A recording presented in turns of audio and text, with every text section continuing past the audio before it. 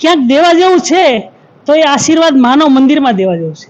માનવ સેવા ચેરિટેબલ ટ્રસ્ટમાં અમારે ત્યાં 650 પ્રભુજી છે, એમને ત્યાં ભોજન ભાઈશ્રી જે આજે પરિવાર સાથે કરાવવા આવ્યા છે અને સેના નિમિત્તે આવ્યા છે, અને એને કેવું લાગ્યું એ પોતાનો અભિપ્રાય આપશે. ધન્યવાદ.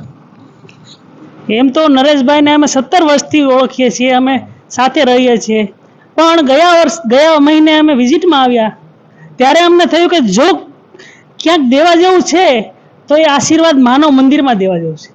જેથી કરીને અમે આજે અહીંયા અમારા પિતાશ્રીની પુણ્યતિથિ, ચોથી પુણ્યતિથિએ અમે અહીંયા રસોઈ આપવા માટે આવ્યા છીએ, સાથે સહપરિવાર સાથે. અમે 3 ભાઈઓ છે, 1 બેન છે અને મમ્મી છે, બધા સાથે મળી અને ખરા અર્થમાં જ્યાં દેવા જેવું છે ને ત્યાં દેવા આવ્યા છે.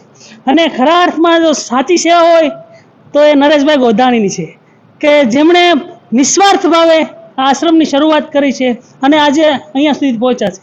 અસ્તુ. ખૂબ ખૂબ આભાર, ખૂબ ખૂબ ધન્યવાદ. નમસ્કાર. તમે પરિવાર સાથે આવ્યા, અમે બહુ ખુશી થયા, તે બદલ આભાર. ધન્યવાદ. નમસ્કાર. નમસ્કાર.